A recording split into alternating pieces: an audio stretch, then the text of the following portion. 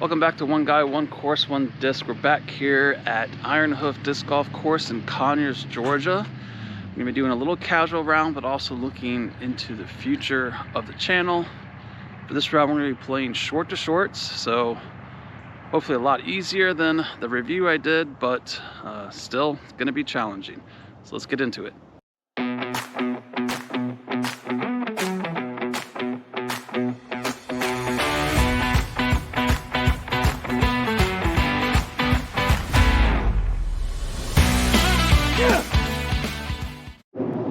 Hole one's a 339-foot par 4 straight uphill.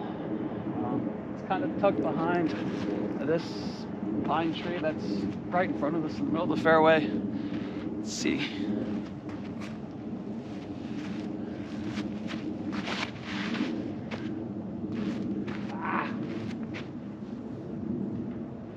It's not where you want to be.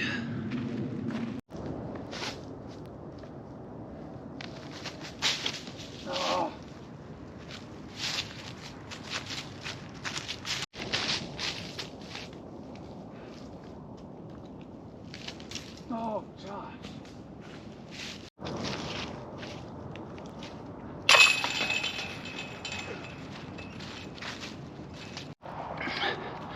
So as I said, part of this video is just looking into the future because there is going to be some changes in my life that will have a slight effect on this channel. So back in February, I had the opportunity to go to Hungary on a mission trip, helping a baseball ministry just outside of Budapest. But while I was there, I was able to talk with some previous colleagues that I worked for in the past. And they were just telling me all the things they still had to do because they just moved to a new facility. They just didn't have time to do. And so I just felt God saying, this is something you can do, Josh. You can help people. You can help missionaries and ministries who may not have the time to do practical work. And help them do it so they can focus on their ministry. So I wrestled around with that for a few months, but God just kept putting it on my heart and kept showing me that this was something that other missionaries wanted and needed. So I decided to start walking down that path. So long story short, on January 9th, not sure when this is going to get posted, but January 9th, I'm headed over to Europe to get into full-time missions. And we'll talk more about that after hole 2. Hole 2, 265-foot par 3 is going to go downhill. It's tucked away in this little grove of trees. Best bet just swing something out wide, let it crash back in. You do need to keep it low because of the trees. Oh, it's not wide enough.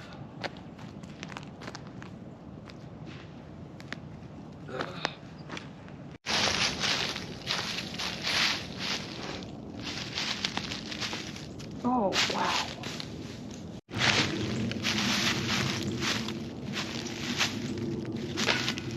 You gotta be kidding me.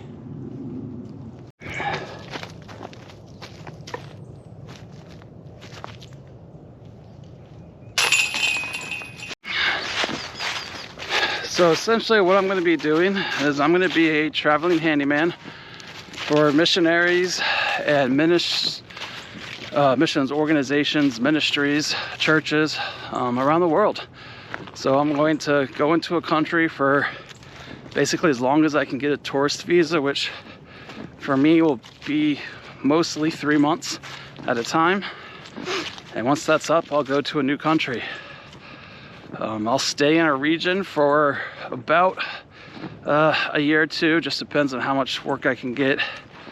So I think when I first start off, it's going to be slow kind of getting the work, that hopefully once I really get established, it'll be a little easier. But so I'll stay in a region for a year or two, so like Europe for a year or two, then go to Asia, North America, down through Central America, South America, over to Africa. And I'll just keep traveling around the world until I until I can't hold a screwdriver or turn a screwdriver anymore, until I get called home up above. That's the plan for now. And that's kind of why I had to do this video, is because it is going to have a change on this channel slightly, not a lot. Basically, you're going to see a lot more international courses. So courses you may or may never get to see, but also it's going to change kind of the disc portion of this channel. So, but we'll talk more about that after hole number 3. So hole 3, 540 foot par 5. When you go straight, it turns to the right and then turns back to the left to go down the right fairway. And then it's tucked into the woods up on the right.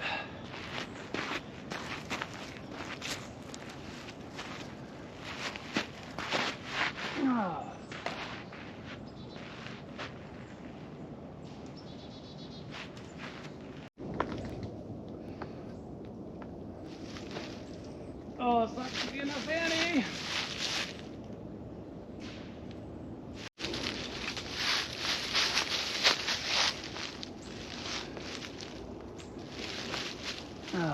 Get out of it, get out of it, get out of it. Thank you.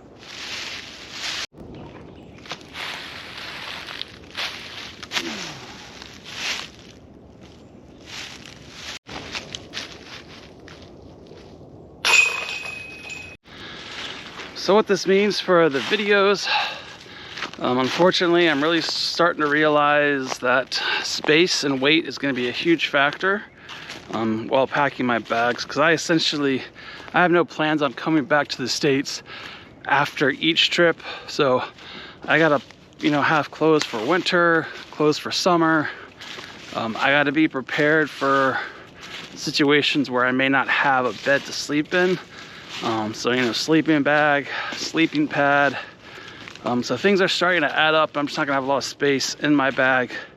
Also weight, I gotta think about that. So essentially what that means is I'm not gonna be taking my drone, probably. I may not even take my gimbal.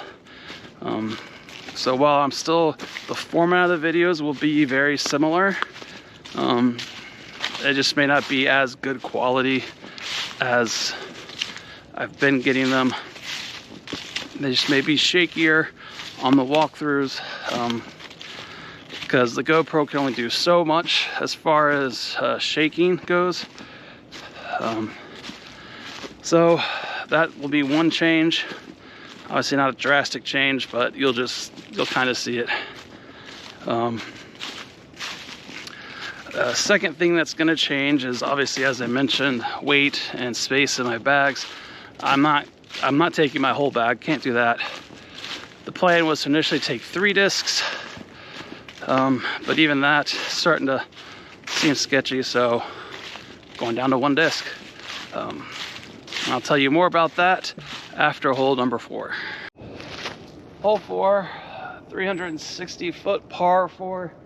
It goes straight to this big tree here, then turns to the left, and it's kind of tucked up in the woods on the left.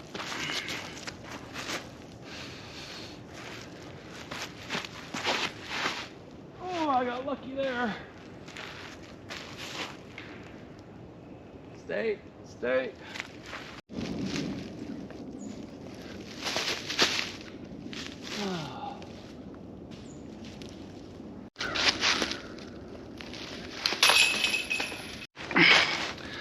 So yeah, the plan is to take 1 disc with me.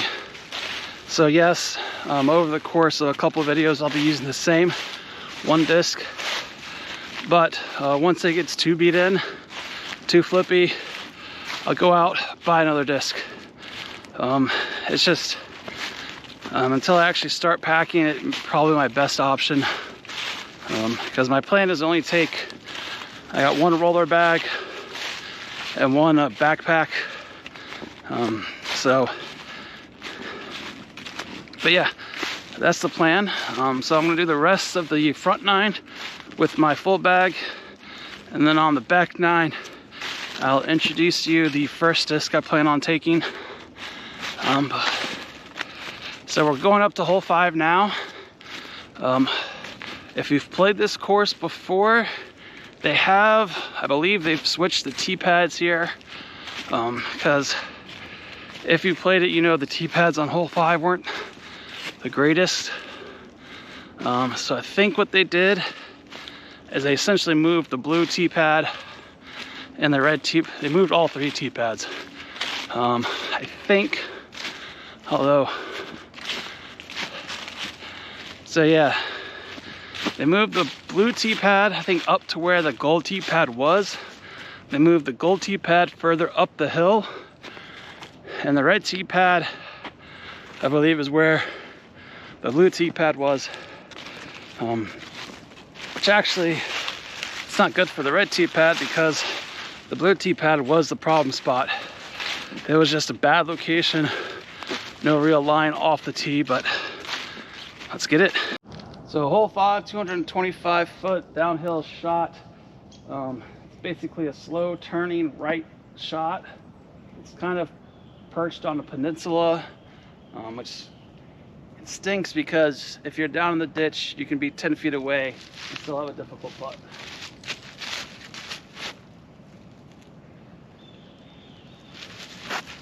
Missed that tree!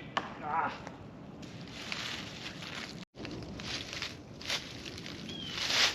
Oh, sweet too much.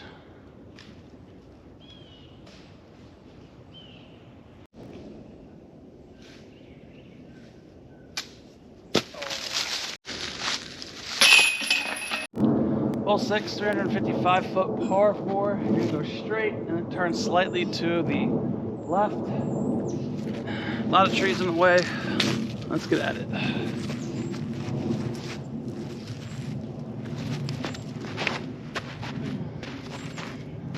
Just missed the trees. Woo, good shot. Good shot. Oh, too much. Ah.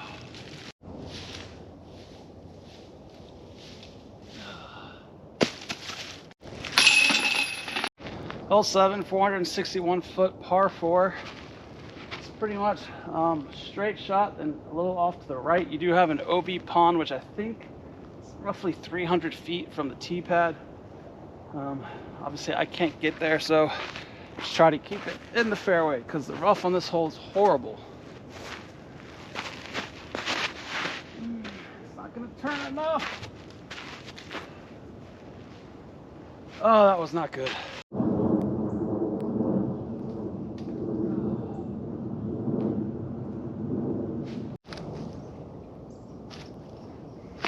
Oh, too far right.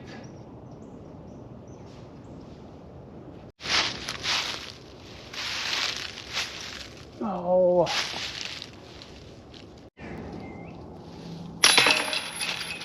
Hole 8, 415 foot par 4. It's straight dead ahead of you, up a little bit. You do have to be careful because you got this tree here on the right and this kind of bunker of trees on the left. So if you can get over the tree, that's great.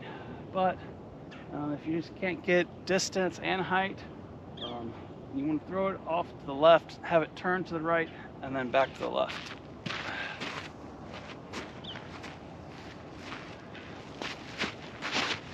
That's too far to the left! Ah! Woo, got lucky.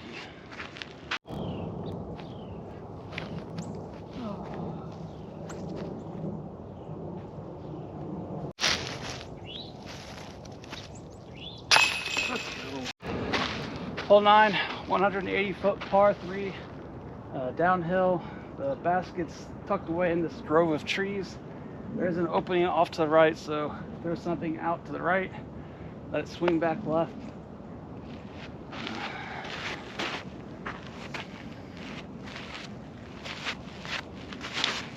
That's not going to be far enough.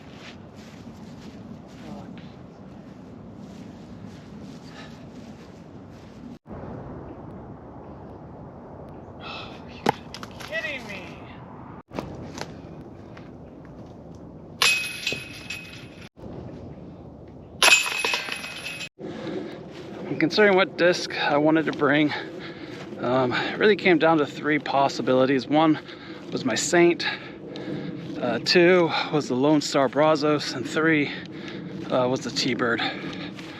And the T-Bird and the Brazos have the same flight numbers, but for me, the T-Bird is a little straighter. It's a little more distance. Brazos is just a good overstable 7-speed, and my Saint, it gets some decent turn now. So really, I needed to look at how long was the disc going to stay true, and so the only really option was the Lone Star Brazos. I think it'll maintain its flight longer than the other 2. It'll allow me to put things on Annie and come back. I'll be able to forehand it as good as I can forehand. So it was the only option. So the rest of this round, back 9, we're going to be using the Lone Star Brazos. And for future videos, it's all going to be the Brazos until it just gets too flippy and I can't use it anymore. But let's finish the back 9 and hopefully we can do somewhat well. Hole 9, 210-foot par 3, tucked away on the right side. Ideally, you just want something that's going to go straight, but this, I'm not going to do it, so I'm going to have to forehand it, see how I do.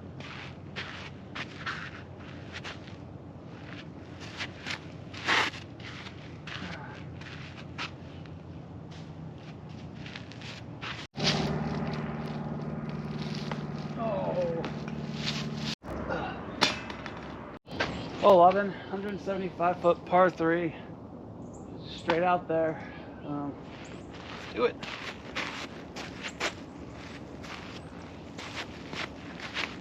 Not enough, Annie. Ah.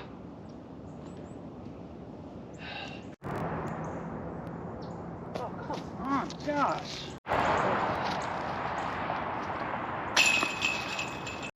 Hole 12, 165-foot par 3, up the hill, around the bush on the left here.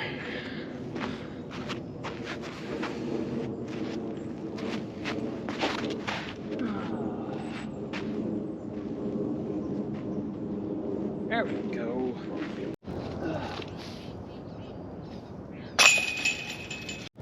Hole 13, 200 and, not sure what position it's in.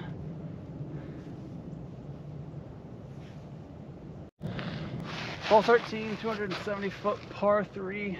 It's tucked away in these trees here on the left.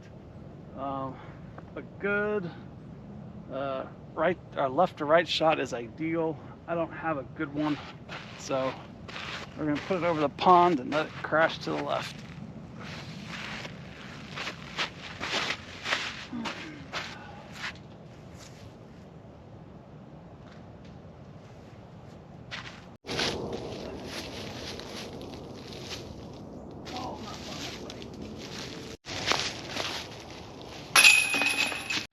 Hole 14, 460-foot par 4. You're going to go straight out in this field. It's going to turn to the left and a slight turn to the right. It's kind of tucked away in between 2 groves of trees, so the approach is tricky. But this first shot is the critical one.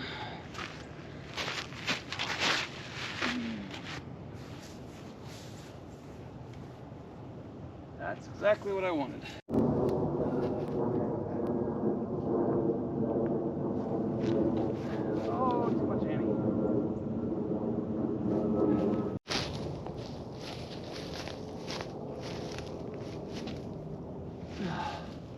Oh.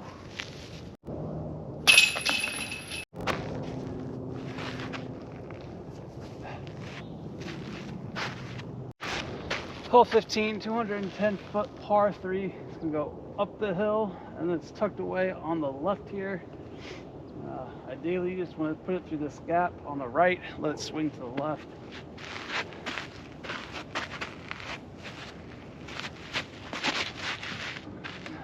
Oh, lucky tree kick. Maybe not. Bad tree kick. Oh, it's a bar. Got it. hole 16, 190 foot par 3. Basically goes straight out a little off to the left.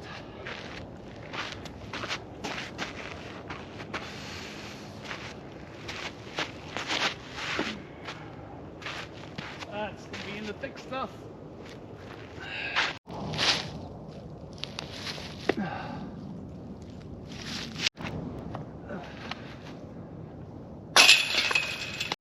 Hole 17, 205 foot par 3. Goes downhill, it's off to the left. You don't need a lot. If you have a forehand or a left to right shot, it's probably gonna be a little easier, but I'm gonna put something out high, let it crash to the left.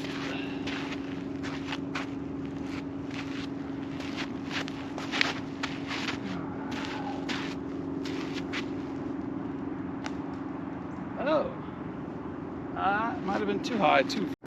So yeah, that tree is a lot further up than I thought, but oh well. That was awful.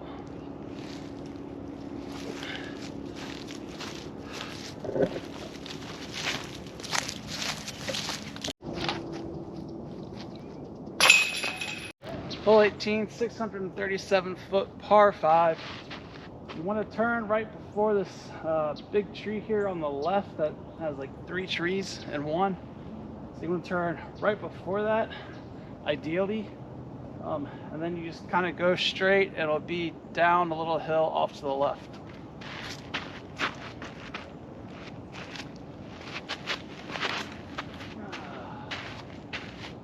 Perfect. Yeah, so this is why you got to go before that tree. I think I rolled down the hill a little bit, but as you can see, there's not really a lot of options from down here. So if you can get before that tree and skip and keep it left, that's ideal.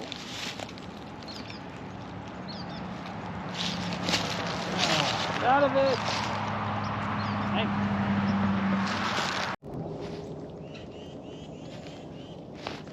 No, too far right.